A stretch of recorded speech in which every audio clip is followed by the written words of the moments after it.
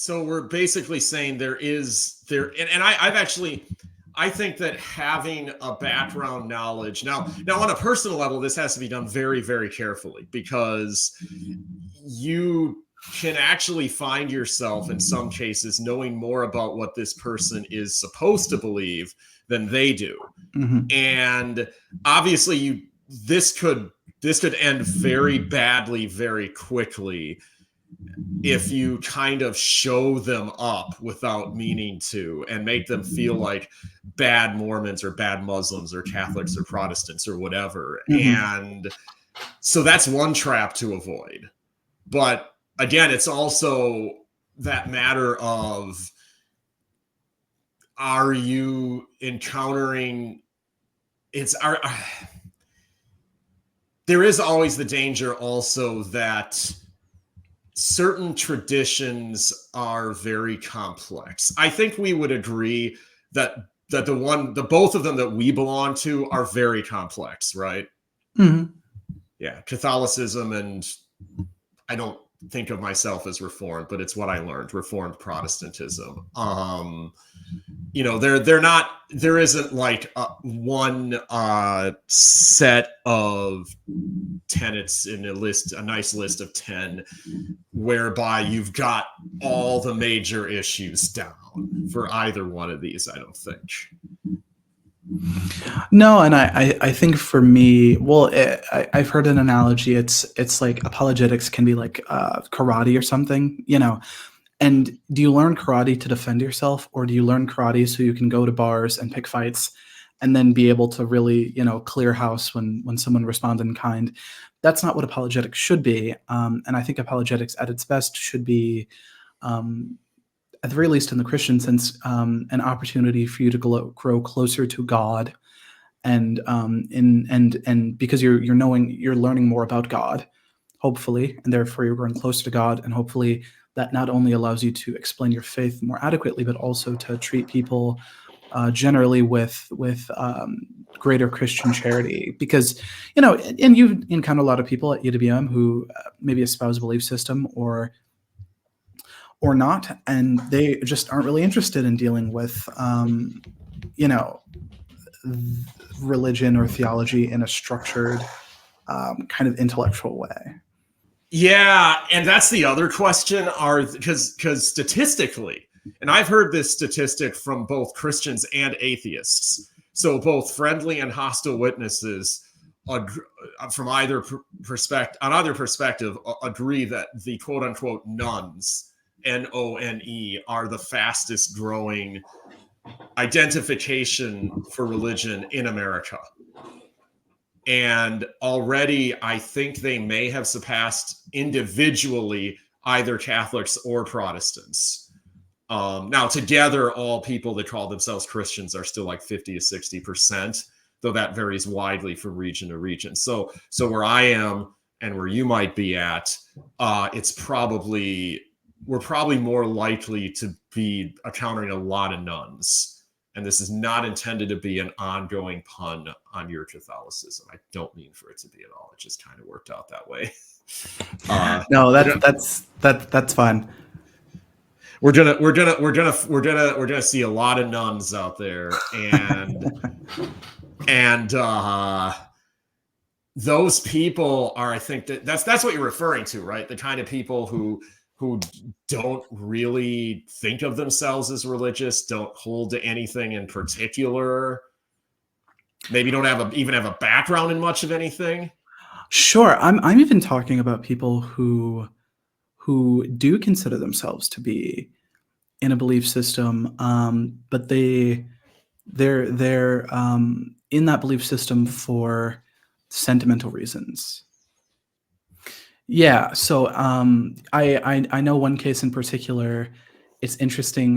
We have a mutual friend who we were speaking to about religion, and he was saying something to the effect of like, I am my mom is a Presbyterian and my dad is an atheist, so or a Jewish, so I'm a Presbo atheist, or I'm a Presbo Jew, and we're just looking at that with kind of like raised eyebrows, and we were like, It's he's not necessarily thinking about the religious question in a structured, formatted, intellectual way, which not everyone is called to do that. But it's strange to encounter someone who only adheres to a belief system nominally and does so because of what they were raised in, for two people who basically jettisoned the worldviews that we were born into and now embrace completely different worldviews.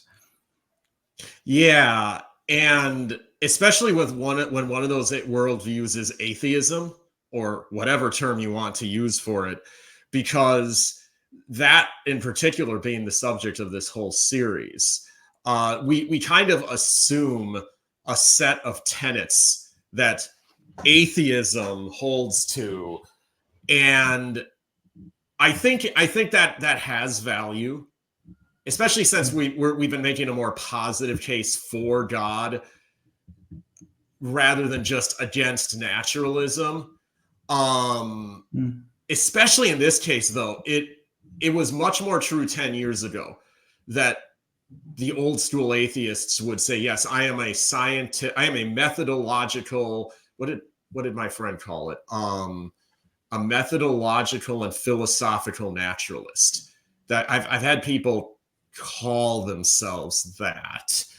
But that level of philosophical self-awareness is very rare today. Even if you can listen to someone and hear a lot of the basic tenets of philosophical naturalism in what they believe, I think I've discovered that, and this actually tends to work in all the way across the spectrum, I think, from the most well-defined traditions like Catholicism and Islam, all the way out to something as ill-defined as modern sort of raw unbelief or skepticism or agnosticism. That the apologetic training is a guide, a framework, and I think it's a helpful way to help you to kind of structure the conversation in the most profitable way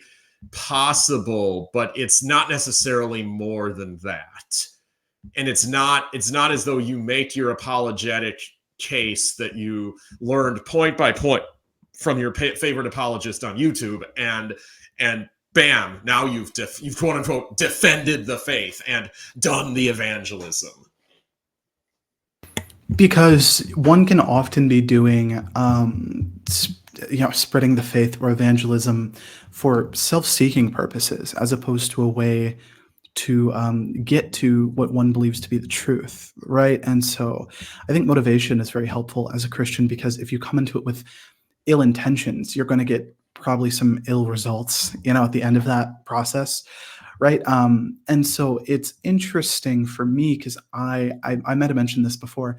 I see the fact that so many people are moving away from traditional religion as a tragedy, but I also think it is an opportunity for Christians to be called to a new sort of evangelization where we have reasons for believing the things that we do believe, and the Christian is often counting himself out of these intellectual discussions, at least Christians who aren't previously disposed to them, where I think we do have something substantive to add to the public discourse, and we do have a tradition that is robust and is able to be presented in a logically coherent way.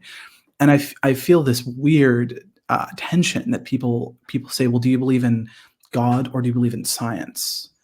Now, I think even, Eric, you can agree that there isn't really a distinction between the two necessarily if you're doing both correctly. And so I think that we have an opportunity to present the world with a Christianity that is substantive and has something to offer.